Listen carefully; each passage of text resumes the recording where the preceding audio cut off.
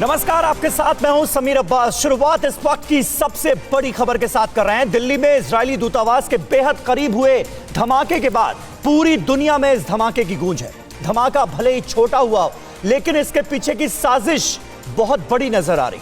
आज हम दिल्ली धमाके की एक एक परत खोलेंगे और आपको बताएंगे कि इस धमाके का मतलब क्या है, मायने क्या है। धमाके से जुड़ी जानकारी देने के लिए हमारे साथ हमारे कई संवाददाता और खास मेहमान मौजूद हैं। शुरुआत अभी की बड़ी खबर के साथ कर रहे हैं और वो जानकारी ये है आपके सामने। धमाके वाली जगह पर फिर से जांच शुरू हो गई है। फिर से जांच टीम पहुंची है और धमाके के संबंध में पुलिस को मिले हैं बहुत अहम सुराग। ये जानकारी सामने आ रही है क्योंकि धमाके वाली जगह की सीसीटीवी फुटेज खंगाली जा रही थी। हालांकि इसमें कुछ मुश्किलात भी आई जांच टीम को, लेकिन अब उसमें बड़ी सफलता हासिल हुई है क्योंकि दो संदिग्ध सीसीटीवी फुटेज में सामने आए और इन आरोपियों के हुलिये को देखते हुए उनका स्केच अब बनाया जा रहा है और फिर उनकी तफ्तीश शुरू की जाएगी। तो यह बड़ी जानकारी निकलकर सामने आ रही है। धमाके के संबंध में पुलिस को यह अहम सुराग मिला है। सीसीटीवी फुटेज में नजर आ रहे हैं दो संदिग्ध धमाके वाली जगह पर।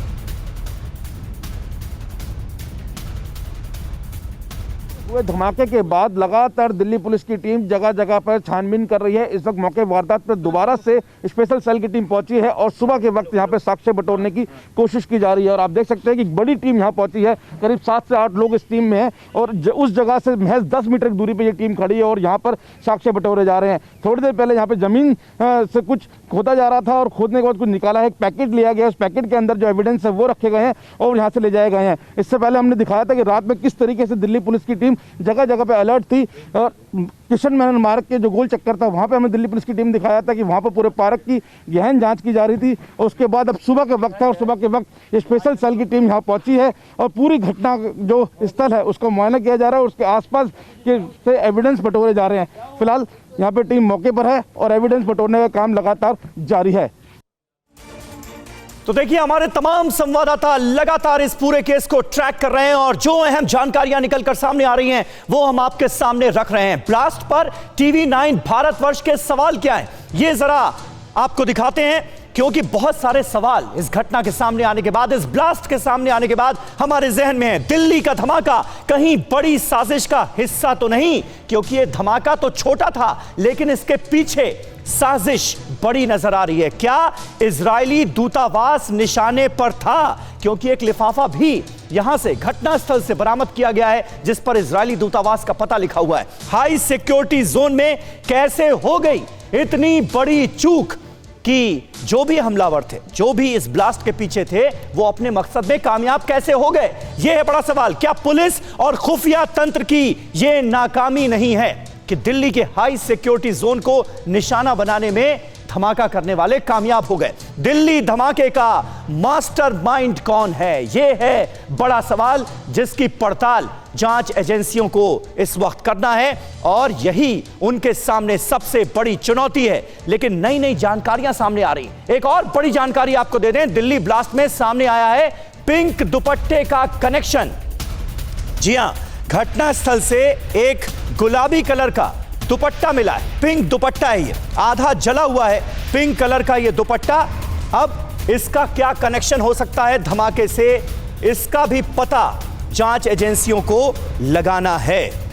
तो दिल्ली में हुए इस धमाके के बाद केंद्रीय गृह मंत्री अमित शाह ने सुरक्षा अधिकारियों के साथ देर रात एक बैठक की। आगे की रणनीति तय हुई। सुरक्षा और खुफिया एजेंसियों के आला अधिकारी इस मीटिंग में मौजूद थे और इस धमाके के बाद गृह मंत्री अमित शाह ने अपना बंगाल का दौरा भी कैंसिल कर दिया है, रद्द कर दिया है। वीवीआईपी जोन में यह ब्लास्ट हुआ है और अब इसकी पड़ताल शुरू हो चुकी है।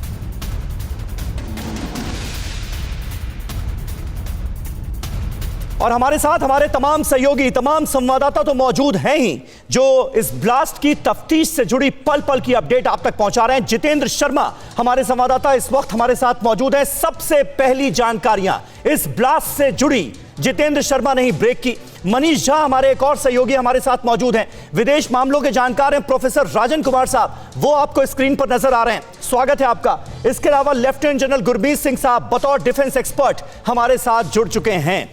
लेकिन जितेंद्र, इस वक्त जो कनेक्शन सामने आ रहा है, जो सबूत अब तक सामने आए हैं, उन्हें जाहिर तौर पर खंगालने की कोशिश की जा रही होगी, और जानना आपसे यह चाहेंगे कि इस वक्त तफ्तीश किधर पहुंचती हुई नजर आ रही है, और एनएसजी का जो नेशनल बॉम्ब डेटा सेंटर होता है जिसका इन्वॉल्वमेंट शुरू हो जाता है, क्या वो स्थिति आ चुकी है और जांच उस लेवल पर पहुंच चुकी है?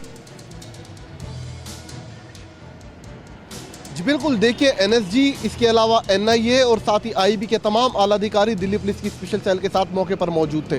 लेकिन इस वक्त जो बड़ी खबर हमारे पास आ रही है समीर, जो आशंका कल हमने जताई थी, जिस तरीके से हमने बताया था कि एक लिफाफा, एक एनवलप मिला है और ये इस तरफ इशारा करता है कि धमाका भले ही छोटा हो लेकिन उसके पीछे जो साजिश थी वो बेहद बड़ी थी, और वो अब सही साबित होती नजर आ रही है। जो लिफाफा मिला है वो इजरायली एम्बेसी के लिए लिखा गया था और उसमें लिखा गया था। जितेंद्र, यहां पर आपको रोकना चाह रहा हूं क्योंकि एक और बहुत बड़ी खबर आ रही है दिल्ली धमाके से जुड़ा। यह सनसनीखेज खुलासा है। बरामद लेटर में लिखा है ये एक ट्रेलर था। लेटर में 2 ईरानियों की हत्या का भी जिक्र है। सूत्रों के हवाले से यह बहुत अहम खबर आ रही है क्योंकि ईरान के कनेक्शन को लेकर भी तफ्तीश हो रही थी। यह हम सब जानते हैं। जब जब इजरायली दूतावास को दुनिया में कहीं भी निशाना बनाया जाता है तो शक ईरान पर होता है, यह हम सब जानते हैं। अब ईरान के जनरल और परमाणु वैज्ञानिक की हत्या का जिक्र उस लेटर में सामने आना, यह अपने आप में बहुत बड़ी जानकारी है जो सोर्सेस के हवाले से हमारे सामने आ रही है। ईरानी कनेक्शन से जुड़ी बहुत बड़ी खबर। जितेंद्र जी बिल्कुल, देखिए ईरानी कनेक्शन से जुड़ी इस ब्लास्ट की सबसे बड़ी खबर यह है कि इस लेटर के अंदर इस बात का जिक्र किया गया कि साल 2012 में ईरान के एक जनरल और इस बड़े बेहद पावरफुल जनरल और इसके अलावा एक परमाणु वैज्ञानिक की हत्या की गई थी, और उसको लेकर इस लेटर के अंदर यह जिक्र किया गया है कि ये एक ट्रेलर था। तो जो शक कल से जो एक सवाल दिल्ली पुलिस के मन में भी उठ रहा था कि कहीं ना कहीं बेहद छोटा ब्लास्ट था, लो इंटेंसिटी का ब्लास्ट था, लेकिन जो साजिश थी इसके पीछे वो बेहद बड़ी थी। ईरान कनेक्शन की बात कही जा रही थी, लेकिन अब इस लेटर ने साबित कर दिया है कि इस ब्लास्ट में कहीं ना कहीं ईरान कनेक्शन हो सकता है। तो लिहाजा तमाम एंगल पर अब दिल्ली पुलिस की स्पेशल सेल ने अपनी तफ्तीश शुरू कर दी है। ये बहुत बड़ी जानकारी है, ये बहुत बड़ी जानकारी है। जो लेटर मिला था उस पर यह लिखा हुआ है कि ये एक ट्रेलर था। लेटर में 2 ईरानियों की हत्या का भी जिक्र है। और याद कीजिए, ईरानी जनरल कौन? जनरल कासिम सुलेमानी, जिनकी हत्या का आरोप अमेरिका पर है। और एक परमाणु वैज्ञानिक का जिक्र है। यह परमाणु वैज्ञानिक कौन? मोहसिन फखरीजादे, जिनका दर्जा ईरान में जैसे भारत में एपीजे अब्दुल कलाम को दर्जा दिया जाता है, वो दर्जा था मोहसिन फखरीजादे का। और उनकी हत्या का आरोप किस पर? इजराइल पर। और अब इन दोनों का नाम उस लेटर पर पाया जाना, जो कि ब्लास्ट वाली जगह के ठीक करीब मिला, यह बहुत बड़ी जानकारी है। प्रोफेसर राजन कुमार साहब, इस नई जानकारी को कैसे एनालाइज करेंगे? और जो ईरानी कनेक्शन जिसका जिक्र हम लगातार कर रहे थे वो तो सामने आ रहा है। जी समीर, ये बिल्कुल आपने सही बोला कि कभी भी अगर इजराइल के एम्बेसी पे अगर कहीं हमला होता है पूरे विश्व में, तो शक, सबसे पहला जो शक होता है वो ईरान पे जाता है। बिल्कुल। उसका कारण यह है कि आप जानते हैं कि ईरान और जो इजराइल है उसके बीच में एक तरह से प्रॉक्सी वार सब जगहों पे चल रहा है। और आपने देखा कि 2012 में भी जो भारत में एक हमला हुआ था, जिसमें कि एक डिप्लोमेट की वाइफ पे हमला हुआ था, तो उस पर भी शक गया था कि ईरान का ही उसमें रोल था। और भारत ने बहुत ही स्टर्न वार्निंग दिया था ईरान के जो डिप्लोमेट्स हैं उनको कि आप अपना प्रॉक्सी वार जहां भी करना चाहें वो कीजिए, लेकिन भारत की टेरिटरी को आप यूज नहीं कर सकते हैं।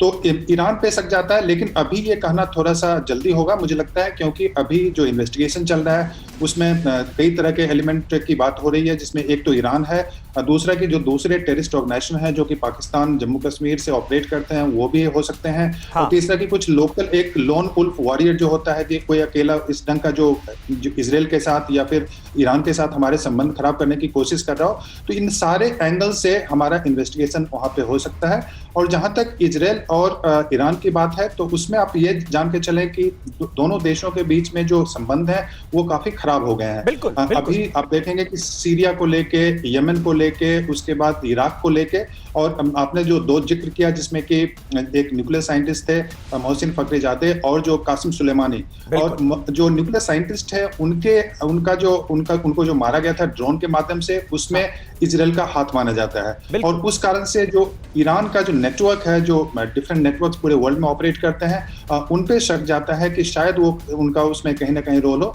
तो इस नजर से मुझे लगता है बिल्कुल राजन कुमार साहब, बहुत अहम बातें आप कर रहे हैं और हमारे साथ इस वक्त पूर्व डीजीपी यूपी के अरविंद जैन साहब भी जुड़ गए हैं। अरविंद जैन साहब, मैं आपसे जानना चाहूंगा, धमाका भले ही छोटा हो, लो इंटेंसिटी का ब्लास्ट हो, लेकिन साजिश बड़ी नजर आ रही है। सबसे पहला सवाल इस धमाके के सामने आने के बाद हर किसी के जहन में उठ रहा है कि दिल्ली के वीवीआईपी हाई सिक्योरिटी जोन में ब्लास्ट करने वाले अपने मकसद में कामयाब कैसे हो गए?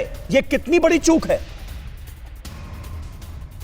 नहीं, चूक तो है, पर देखिए ऐसा है कि लो इंटेंसिटी का ब्लास्ट है और स्पेशल सेल इन्वेस्टिगेशन कर रहा है। जितनी भी इंडिया की एजेंसीज हैं इंक्लूडिंग रॉ, एनआईए, आईबी, सब इसमें इन्वॉल्व हैं और लगे हुए हैं। जो इजरायली इंटेलिजेंस एजेंसी है मोसाद, उनका भी अपना एक नेटवर्क है, हर कंट्री में है, इंडिया में भी है, क्योंकि उनका बड़ा क्लोज कोऑर्डिनेशन इंडियन एजेंसीज के साथ में रहता है। मैं समझता हूं कि शीघ्र ही इसका पर्दाफाश होगा। इसमें ईरान के टेररिस्ट भी इन्वॉल्व हो सकते हैं और इसमें जो है वो लोकल ग्रुप्स भी मिसलीड करने के लिए इस टाइप का लेटर डाल सकते हैं। मैं समझता हूँ हर पहलू को दृष्टिगत रखते हुए, सीसीटीवी फुटेजेस को देखते हुए, सर्विलांस पे बहुत से नंबर्स हमारे सस्पेक्टेड टेररिस्ट के सस्पेक्टेड नंबर्स हमारे पास रहते हैं, रॉ के पास रहते हैं, आईबी के पास रहते हैं, एनआईए पे रहते हैं। मैं समझता हूँ जल्दी इसका पर्दाफाश होगा और जो भी इसके पीछे पूरी साजिश है वो बेनकाब होगी। ठीक है, बिल्कुल जैन साहब। और इस बीच एक और बड़ी खबर हमारे पास आ रही है। इजरायली दूतावास के पास ब्लास्ट में एक और बड़ा खुलासा हुआ है। ब्लास्ट वाली जगह से बॉल बेरिंग मिला है। बॉम्ब को मिट्टी के नीचे दबा कर रखा गया। ये भी सोर्सेस के हवाले से जानकारी सामने आ रही है। देखिए तस्वीरें भी हम आपको दिखा रहे हैं। बॉम्ब के ऊपर प्लाईवुड का रखा हुआ था टुकड़ा। आईईडी धमाके की हर एंगल से जांच हो रही है। अभी किसी भी नतीजे पर पहुंचना बहुत जल्दबाजी होगी, लेकिन उसके बावजूद भी जो जानकारियां हमारे सामने आ रही हैं पुख्ता तौर पर, वो संकेत दे रही हैं कि साजिश किस तरह रची गई होगी। हमारे साथ लेफ्टिनेंट जनरल गुरमीत सिंह साहब मौजूद हैं। और लेफ्टिनेंट जनरल गुरमीत सिंह, हम सब ये जानते हैं कि भारत और इजराइल के जो औपचारिक राजनयिक रिश्ते हैं उनकी शुरुआत 1992 में हुई। 29 साल हुए हैं, 29 जनवरी का दिन, और ये ब्लास्ट हो जाता है। ये 29 का जो कनेक्शन है, इसे आप कैसे देखते हैं? बिल्कुल समीर जी, आपने ठीक कहा। देखिए ये जो टाइमिंग है, ये जो दिन चुना है, ये बहुत महत्वपूर्ण बात है आपने कही। ये इजराइल और इंडिया की जो टाइज हैं उनकी एनिवर्सरी थी, और उसके अलावा 29 जनवरी ना केवल इंडिया और इजराइल की टाइज के बारे में है, ये हमारे बीटिंग द रिट्रीट और 26 जनवरी के जो समारोह होता है उसके भी ताल्लुकात रखता है। इसके अलावा देखिए लोकेशन क्या है। लोकेशन बिल्कुल इजरायली एम्बेसी के पास में है और विजय चौक से जस्ट 1.5 किलोमीटर है। और ये जो एक्सप्लोजिव यूज किए गए हैं, इनका जो मेथड है सड़क के ऊपर में करना, ये एक उसी पैटर्न को दिखाता है कि जिस प्रकार 3 जनवरी 2020 को जो बगदाद के एयरपोर्ट के बाहर में हुआ, जहां जो डॉक्टर मोहसिन के बारे में हुआ था, जो तेहरान के बाहर में, जहां वो टेल अवीव में जो मोसाद लीडर है उसके लिए हुआ था। लेकिन ये जो आईडी है, ये एक क्रूड तरीके से बनाया गया था और इसमें एक बिल्कुल बहुत बड़ा मैसेज छुपा हुआ है, एक सिग्नलिंग है और एक टाइमिंग और भी है इसमें कि अभी आने वाले जो एरो इंडिया बेंगलोर में होने वाला है, वहां पर ईरान के प्रतिनिधि इंडिया ओशन रीजन की जो एक डिफेंस मिनिस्टर की कॉन्क्लेव में है, उसमें भी आने का एक प्लान था। हाँ। तो ये जितने भी हैं, ये जितने इंडिकेशन है, ये दिखाते हैं कि ये बेशक ब्लास्ट छोटा हो, आईडी क्रूड हो और कोई इंजरी नहीं हुई है, लेकिन जो मैसेज है वो बहुत बड़ा है। इसलिए बहुत चौकन्ना रहना पड़ेगा कि अपना जो कोऑर्डिनेशन है इन्वेस्टिगेशन का, इंटेलिजेंस का, वो इंटरनेशनल एजेंसी से भी करना बहुत जरूरी है। बहुत अहम बात आपने कही है, बहुत अहम बात आपने कही है। थोड़ी सी भी लापरवाही का क्या अंजाम हो सकता है, ये ब्लास्ट बता रहा है। पुलिस को मौके से मिली है सीसीटीवी की अहम फुटेज। यह भी एक जानकारी आपको देते हैं, सीसीटीवी में लाइव फुटेज है मौजूद। सीसीटीवी में आ रहा है साल 1970 का टाइम। यह भी एक बड़ी चुनौती रही जांच एजेंसियों के लिए और इसकी वजह से बड़ी दिक्कत हुई। साल 1970 की मिस्ट्री सुलझाने में जुटना पड़ा जांच एजेंसियों को। साल 1970 से ब्लास्ट का क्या कोई रिश्ता भी है? अब ये तो जितेंद्र शर्मा आप बता सकते हैं, क्योंकि जब सीसीटीवी फुटेज खंगाली जा रही थी और जो मेन सीसीटीवी फुटेज थी जिसमें संदिग्ध नजर आ रहे थे, उसमें जो डेट और टाइम था वो साल 1970 का दिखा रहा था। तो इससे निपटना जांच एजेंसियों के लिए कितनी बड़ी चुनौती रहा, ये आप बता दें, उसके बाद मैं मनीष का रुख करूंगा। बिल्कुल बिल्कुल समीर, बेहद चुनौतीपूर्ण रहा, क्योंकि जिस पेड़ के पास वो सीसीटीवी फुटेज कैमरा लगा हुआ था स्पॉट के ठीक ऊपर, उसी कैमरे की सीसीटीवी फुटेज थी। जब सीसीटीवी फुटेज को चेक किया गया तो जो टाइमिंग आता है सीसीटीवी फुटेज के ऊपर, वो साल 1970 का आ रहा था। खास बात ये थी उस दौरान जो परेशानी का सबब भी बनी जांच एजेंसियों के लिए कि सिर्फ लाइव रिकॉर्डिंग उसके अंदर होती, यानी कि लाइव ही सिर्फ दिख रहा था, पीछे की जो फुटेज थी वो रिट्रीव नहीं हो पा रही थी। तो उसके लिए काफी मशक्कत करनी पड़ी दिल्ली पुलिस की स्पेशल सेल को, कई अन्य एजेंसियों का मदद भी लेनी पड़ी। अब वो फुटेज रिट्रीव हो चुकी है। उस फुटेज के अंदर एक कैब चालक दो लोगों के साथ साफ तौर पर दिख रहा है। दो लोग वहां पर उतरते हैं और उसके बाद थोड़ी देर वहां रुकने के बाद तो जितेंद्र ये 1970 की जो टाइमिंग दिखा रहा था ये सीसीटीवी कैमरा, ये सिर्फ टेक्निकल फॉल्ट ही तो माना जाए। 1970 से कोई कनेक्शन, इसकी तो बात फिर बेमानी हो जाएगी। ये तो टेक्निकल फॉल्ट हुई फिर। जी बिल्कुल, देखिए एक टेक्निकल फॉल्ट था, कनेक्शन उसे साफ तौर पर नहीं कहा जा सकता है। क्योंकि जो टाइमिंग आ रही थी वो साल 1970 की आ रही थी और यही दिल्ली पुलिस समझना चाह रही थी कि आखिरकार जो डाटा है वो ऐसा तो नहीं है कि पुराना डाटा इस वजह से रिट्रीव ना हो पा रहा हो। तो लैब में लेकर जाया गया डीवीआर और उसके बाद फिलहाल जो फुटेज थी वो रिट्रीव कर ली गई है। ठीक है जितेंद्र बने रहे हमारे साथ। मनीष झा हमारे एक और सहयोगी मौजूद हैं। मनीष, लेकिन वीवीआईपी जोन में, हाई सिक्योरिटी जोन में ये ब्लास्ट हुआ, जो लेटर वहां से बरामद हुआ है उस पर साफ तौर पर लिखा हुआ है कि ये ट्रेलर था।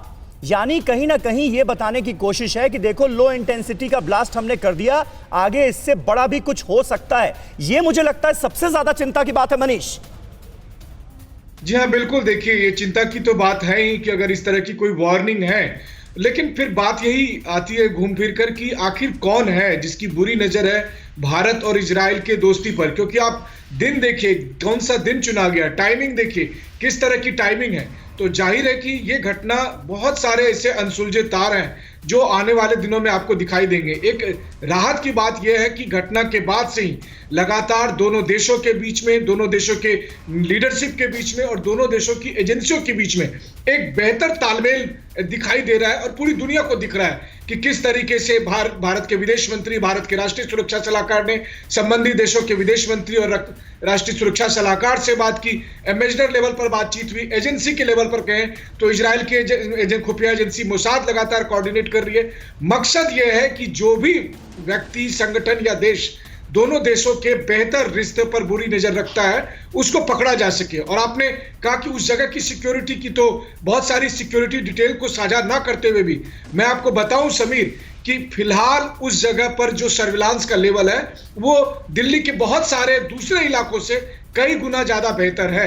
ऐसी स्थिति में जो खास करके हम जिस सीसीटीवी कैमरे की बात करते हैं, अगर ये टेक्निकल उसमें फॉल्ट नहीं है तो हो सकता है कि कहीं सबोटाज ना किया गया हो। बहुत सारी बातें हैं जो इन्वेस्टिगेशन में निकल कर सामने आएगी, चूंकि इंडियन एजेंसी को और इजरायली एजेंसी दोनों को टेरर मामलों की इन्वेस्टिगेट करने में एक महारत हासिल है। तो जल्द ही ये सब कुछ पता चल जाएगा। बिल्कुल, और इसमें कोई शक नहीं कि इस धमाके के पीछे जो भी हैं वो बख्शे नहीं जाएंगे और जल्द से जल्द सलाखों के पीछे होंगे। जांच एजेंसियां तफ्तीश लगातार अपनी कर रही हैं और बहुत जल्द ही कोई बड़ा नतीजा सामने आ सकता है, इसकी हम उम्मीद कर सकते हैं। लेकिन अपने दर्शकों को यहां पर कुछ और डिटेल दे दें जिससे आपको अंदाजा होगा कि इस धमाका जो था ये, इसका मकसद क्या हो सकता है और मैसेज क्या देने की कोशिश की गई है। धमाका स्थल से दूरी अलग अलग जगहों की आपको बता दें, doctor APJ Abdul Kalam road है ये धमाके वाली जगह, यहीं पर धमाका हुआ।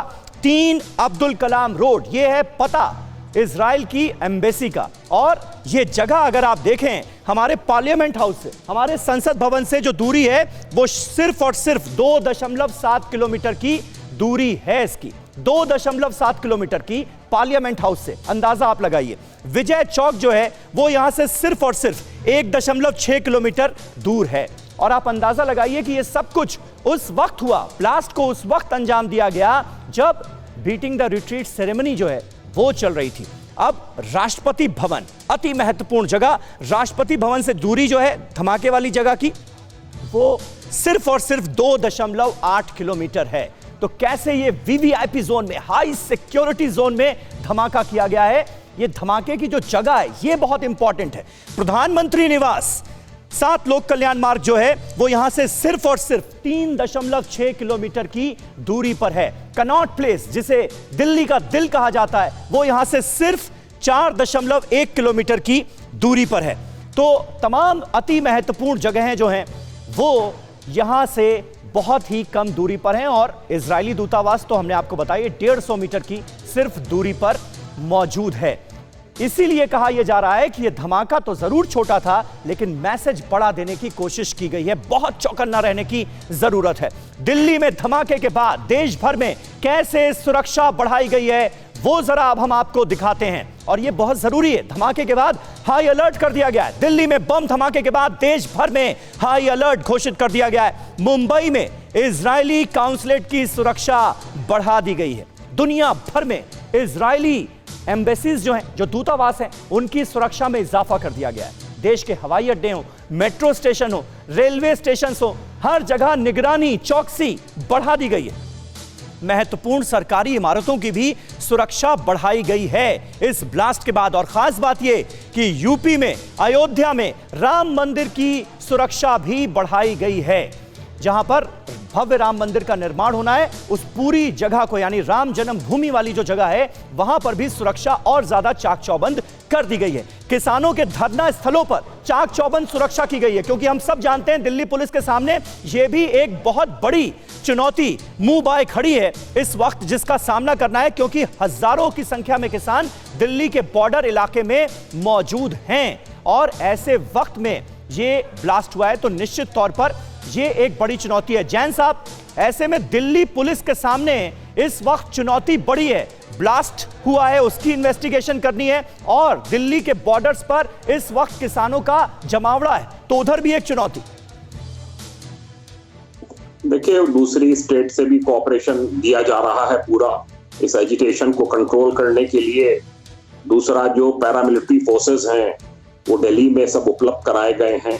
मैं नहीं समझता कि कोई फोर्स को लेके कोई कमी होगी, पर यह है कि ये एजिटेशन को भी नियंत्रण में रखना है।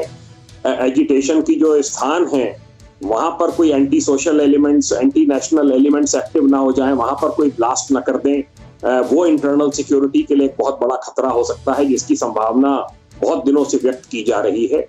सबसे खुशी की बात यह है कि मोदी गवर्नमेंट का ट्रैक रिकॉर्ड ब्लास्ट के मामले में बहुत अच्छा रहा है, और बहुत दिनों के बाद इस प्रकार का एक लो इंटेंसिटी ब्लास्ट हुआ है। मैं समझता हूं जल्दी ही वर्कआउट होगा।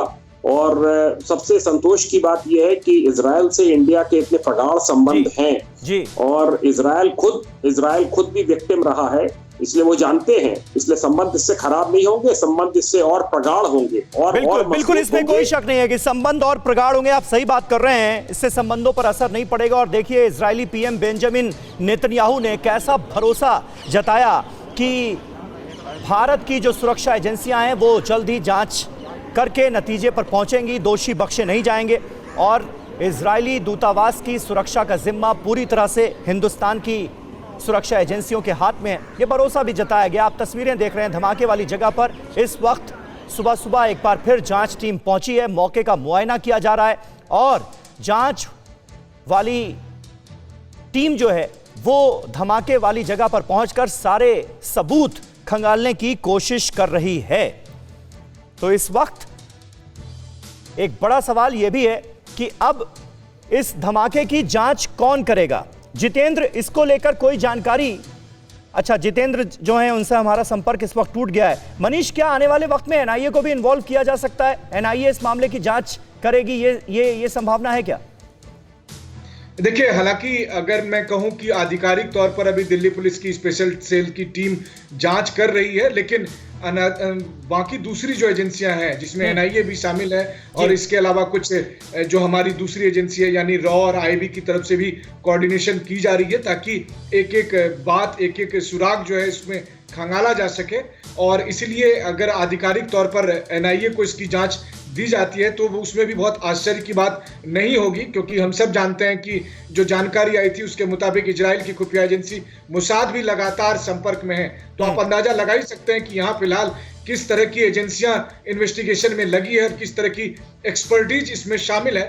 अहम बात यह है कि चूंकि उस रोड पर जो इजराइल एम्बेसी के सामने जो रोड है वहां पर चाहे सीसीटीवी कैमरे की स्थिति हो या सर्विलांस के जो दूसरे तरीके हैं वो सब इतने हाई लेवल के हैं कि सुरक्षा एजेंसियों को भी उम्मीद है कि इस केस से संबंधित जो भी इन्वेस्टिगेशन से संबंधित जो भी चीजें चाहिए वो सब कुछ प्राप्त होगी और उसके आगे जो लीड है वो मिल सकेगा। हाँ, ये बात जरूर है कि हमें इस बात को भी ध्यान रखना है कि सुरक्षा एजेंसियां ये भी देख रही है कि कहीं इस पूरे प्रोसेस में कोई भटकाने की कार्रवाई भी तो नहीं हो रही है।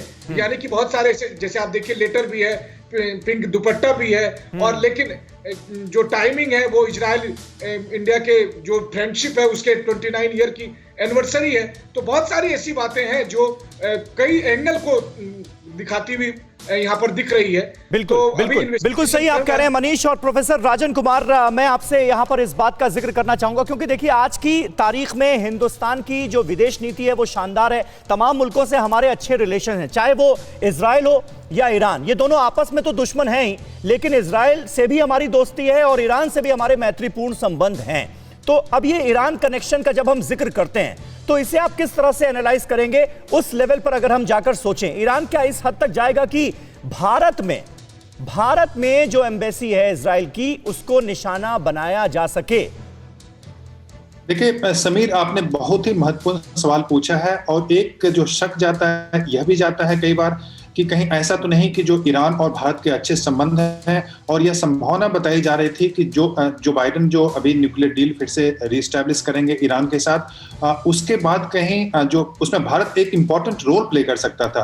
तो यह भी इस पे देखना पड़ेगा कि कहीं ऐसा तो नहीं कि कोई ऐसा एलिमेंट हो जो कि भारत और ईरान के रिश्ते खराब करने की कोशिश कर रहा हो, क्योंकि उनको लगता है कि इस दिन की जब भी घटना होगी तो वो शक की सुई सबसे पहले सुई वो ईरान की तरफ जाएगी। तो वो भी एक इन्वेस्टिगेशन का एंगल बनता है। अभी कहना ये बहुत ही मुश्किल है। मुझे अगर सच पूछें तो मुझे नहीं लगता है कि ईरान का स्टेट, चूंकि भारत तो उसके लिए बहुत इंपॉर्टेंट है, ईरान भारत के लिए बहुत इंपॉर्टेंट है। हमारा वहां पे चाबहार और दूसरे प्रोजेक्ट्स चल रहे हैं जो कि बहुत इंपॉर्टेंट। हमारा जो ऑयल इंपोर्ट होता था ईरान से वो बंद हो गया था, लेकिन अगर न्यूक्लियर डील होता है तो वो फिर से बहाल हो सकता था। लेकिन तो ये सारी संभावना है, तो हमें देखना पड़ेगा कि कहीं ऐसा तो नहीं कि कोई ऐसा एलिमेंट हो जो कि हमारे संबंध ईरान से भी खराब करने की कोशिश कर रहा हो। जांच टीम वहां पर पहुंची है, शायद कुछ जांच अधिकारी मीडिया कोई जिससे कोई वो हो। सर अभी कोई ऐसी कोई चीज नहीं मिली। अच्छा। तो सर आप लोग दिल्ली पुलिस के तरफ? दिल्ली पुलिस कोटी से। दिल्ली पुलिस, हाँ, ये चेक टीम। सर क्या टीम सर? ये चेक टीम होती है। ठीक है। जो ये जो हमारी टीम होती है एक्सप्लोजिव वगैरह को डिटेक्ट करने के लिए। सर कितने से कितना एरिया तक डिटेक्ट करने को बोला गया? अब ये नीरज दूतावास के आसपास ही किया है ये सारा। ओके ठीक है, थैंक यू। ओके। पुलिस की स्पेशल सेल की टीम जो है वो मौके पर पहुंची हुई है। दिल्ली पुलिस की टीम ही फिलहाल इस पूरे मामले की जांच कर रही है। फॉरेंसिक एक्सपर्ट्स मौके पर पहुंचे हैं। फॉरेंसिक सबूत एकत्र करने के बाद जो सैंपल्स थे उनको जांच के लिए एनएसजी का जो नेशनल बॉम्ब डेटा सेंटर होता है वहां पर भेजा जाएगा। और एनएसजी की एनबीडीसी की टीम जो होती है वो आमतौर पर इसकी जांच करती है। तो वो सारे एविडेंस जो हैं वो जुटाए जा रहे हैं, सबूत जो हैं घटना स्थल से इकट्ठा किए जा रहे हैं। आप देख सकते हैं जो जांच टीम वहां पर पहुंची है वो सबूत लेकर रवाना हो रही है। अब हर एंगल पर इसकी जांच की जाएगी। लेफ्टिनेंट जनरल गुरमीत सिंह हमारे साथ मौजूद हैं। गुरमीत सिंह साहब, और ईरान के कनेक्शन का जिस तरह से हम जिक्र कर रहे थे और प्रोफेसर राजन कुमार साहब ने जिन बातों का जिक्र किया, कई बार ऐसा होता है कि जब इस तरह के ब्लास्ट होते हैं तो जो दिखाने की कोशिश की जाती है वो होता नहीं है, और जो नहीं दिखाने की कोशिश होती है वो आगे जाकर पता चलता है कि ये हुआ था। वो भी हो सकता है, तो उससे इनकार नहीं किया जा सकता। समीर जी, आपने बिल्कुल ठीक का है।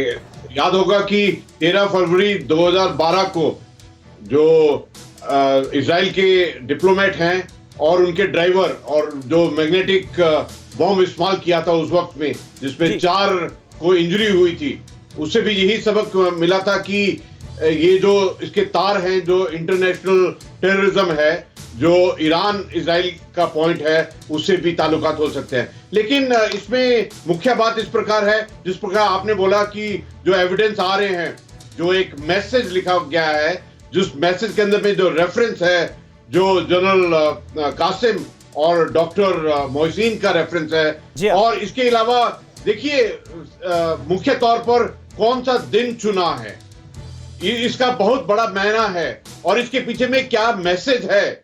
और जिस प्रकार आपने बताया कि हमारे जो विदेश मंत्री हैं उन्होंने 2 बात कही है इजराइल के विदेश मंत्री को, पहला कि फुल प्रोटेक्शन का एश्योरेंस दिया है और दूसरा इन्वेस्टिगेशन किया जाएगा। इन्वेस्टिगेशन लगता है जिस प्रकार से चल रहा है ये जल्दी इसका सोल्यूशन मिल जाएगा कि इसके पीछे कौन था। लेकिन एक और बात नोट करने वाली है कि इसके अंदर में जो एक्सप्लोजिव यूज किया गया वो एक क्रूड तरीके का है, बॉल बेरिंग तरीके का है और सफल भी नहीं है। तो क्या ये जो दिखाई देता है वो ये है कि एक मैसेज भी देना था, एक धमाका भी करना था, एक 29 जनवरी को भी करना था, एक इजराइल के पास में भी करना था। और लेकिन हमारे लिए सबक ये है कि हमारे लिए चुनौती है इंटेलिजेंस के लिए और सिक्योरिटी के लिए, ये सबसे बड़ी बात है हमारे लिए।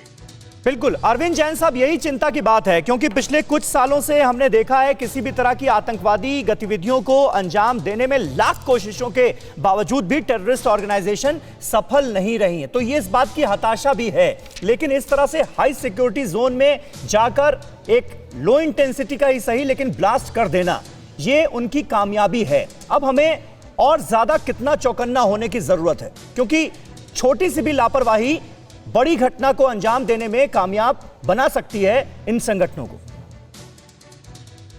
देखिए, चुनौती अवश्य है, जैसा कि अभी पूर्व स्पीकर्स ने कहा। जी हाँ, लो इंटेंसिटी का ब्लास्ट है, भटकाने की भी कोशिश हो सकती है। और मैं समझता हूँ 1 या 2 दिन में इसकी इन्वेस्टिगेशन NIA टेक ओवर कर लेगी। NIA के एक्ट में इसका प्राविधान है। हाँ। और इस प्रकार का कोई टेररिस्ट स्ट्राइक, क्योंकि ये माना जा रहा है, इजराइल ने खुद कह दिया है। और देखिए, इजराइल ने जरूर कहा, लेकिन हमने अभी तक टेररिस्ट स्ट्राइक नहीं कहा है। नहीं, हमने उसको मान के ही चल रहे हैं, यही मान के चल रहे हैं, ये मान के चल रहे हैं कि एक आतंकवादी गुट इसमें सम्मिलित हो सकता है। पर जिस प्रकार से एम्बेसी की बिल्डिंग को मिस करके आगे बढ़ गए हैं और जिस प्रकार का एक भोंडापन है इसमें क्राइम में, उससे लगता नहीं है कि कोई इसमें बहुत जबरदस्त कोई साजिश है। और मुझे पूरा विश्वास है NIA पे, IB पे, रॉ पे, इन सब एजेंसीज पे कि मोसाद के साथ कोऑर्डिनेशन में कि कौन कौन किन किन को वो टारगेट कर रहे हैं, किस किस पे आशंका व्यक्त की जा रही है, वो मेरे ख्याल से इन्वेस्टिगेशन में शीघ्र ही इसका खुलासा हो जाएगा। मनीष झा हमारे साथ मौजूद है। मनीष, अभी तक की जो इन्वेस्टिगेशन है उसके आधार पर क्या इसे आतंकवादी गतिविधि माना जा रहा है? क्योंकि इजराइल ने तो बिल्कुल क्लियर किया है, लेकिन हमारा रुख क्या है, हमारी जांच एजेंसियां क्या इस नतीजे पर पहुंची हैं?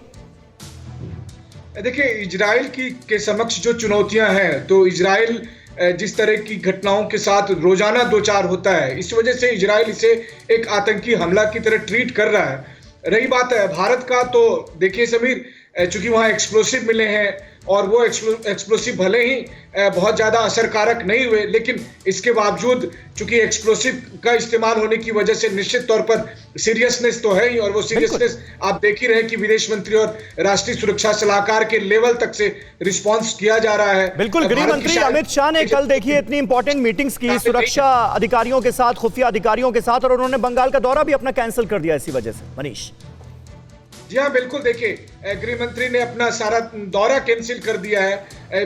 इस वजह से भी कह सकते हैं, या फिर अभी फिलहाल दिल्ली के जो हालात हैं, अनफॉर्चुनेटली 26 जनवरी से 29 जनवरी के बीच 2 ऐसी घटनाएं दिल्ली में होने के बाद ये स्वाभाविक भी था कि अभी फिलहाल अपना पूरा समय और ऊर्जा गृह मंत्री अभी दिल्ली के मामले पर ही लगाते, बजाय ना कि बंगाल जाने के। तो एक कारण ये भी है। लेकिन अगर आप इस पूरे इंसिडेंट को देखें तो देखिए, इजराइल का मामला वैसे भी बेहद संवेदनशील होता है, और फिर भारत और इजराइल के रिश्ते एक ऐसे नाजुक मोड़ से होते हुए यहां तक पहुंचे हैं जिसको संभाल कर रखना भी जरूरी है।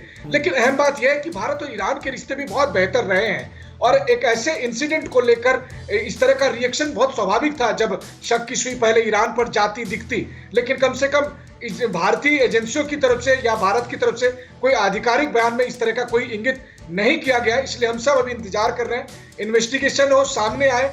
अगर कोई ऐसी कोई संगठन इसमें इन्वॉल्व है जिसकी कोशिश यह है कि चाहे वो भारत और ईरान के रिश्ते को बदनाम करने की या फिर भारत और इजराइल के रिश्ते पर जो बुरी नजर रखता है, मुझे लगता है कि 1-2 दिन में वो सब कुछ क्लियर होने ही वाला है। जी बिल्कुल बिल्कुल सही बात है। और इस वक्त हम इजरायली प्रधानमंत्री बेंजामिन नेतन्याहू ने क्या कहा है वो अपने दर्शकों को बताएंगे। बेंजामिन नेतन्याहू ने प्रधानमंत्री नरेंद्र मोदी पर भरोसा जताया है। ये बड़ी बात है। भारत की सुरक्षा एजेंसी पर हमें पूरा भरोसा है, ये नेतन्याहू ने कहा।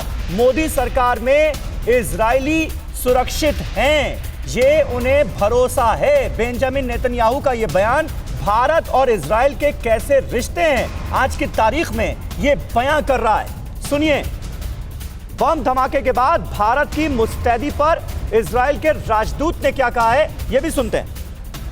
Fortunately, nobody is hurt. All the diplomats and their families are safe. We get full cooperation and support from the local police, from the Indian authorities, the Ministry of External Affairs, the Secretary of External Affairs, the NSA. They all called their counterparts in Israel, offered their support. We appreciate it so much.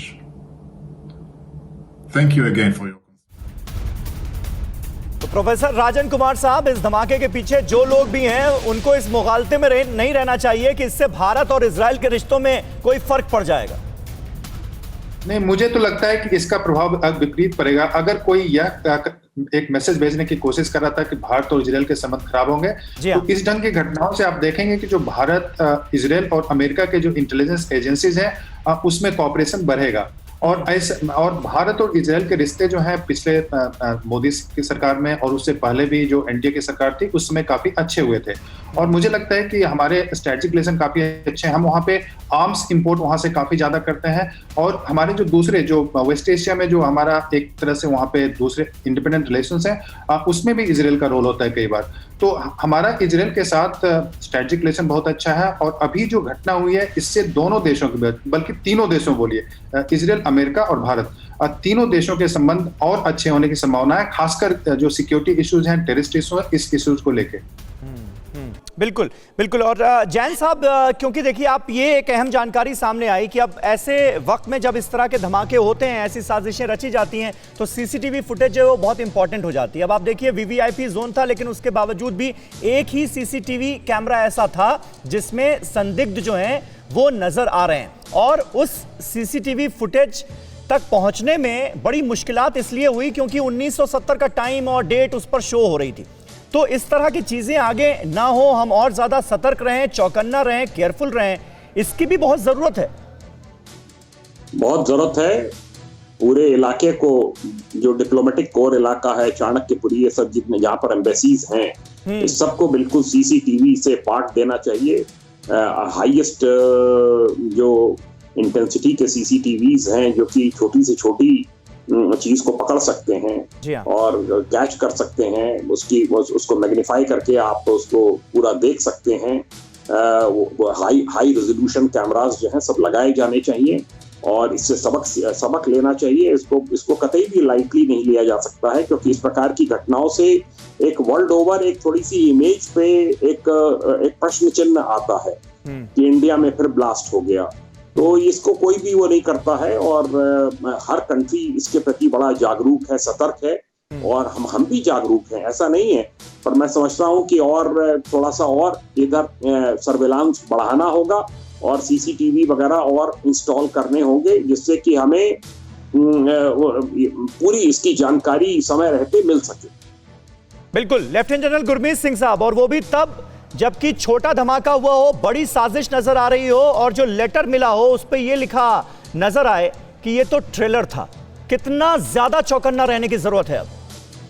बिल्कुल समीर जी, आपने ठीक कहा, हमारे को चौकन्ना रहने की जरूरत है। और खासकर देखिए कि कौन से नेटवर्क ने किया है, कौन से कैप्सूल ने किया है, उनके काम करने का तरीका क्या था, किस प्रकार से उन्होंने ये एक्सप्लोजिव को यूज किया है और कहां से लिया है। और मेरे को पूर्ण विश्वास है इस बात का कि भारत की जो इन्वेस्टिगेटिव एजेंसीज हैं वो जल्दी ही ये पता लगा सकेंगी कि कौन से ग्रुप ने किया है और किससे करवाया है, और इसके पीछे के जो तार है वो कहां जुड़ते हैं। हमारे लिए सबसे बड़ी बात यह है कि हमको अलर्ट रहना है, और दूसरी बात यह है कि हो सकता है कि इसके जो तार हैं वो इंटरनेशनल टेररिज्म के साथ जुड़े हों, और लेकिन उसका भारत की जमीन को इस्तेमाल करना, भारत के उस दिन को इस्तेमाल करना, और उस दिन को इस्तेमाल करना जो इंडिया और इजराइल की टाइज की एनिवर्सरीज है, ये बड़ी बात है, क्योंकि मैसेजिंग इसमें बड़ी है।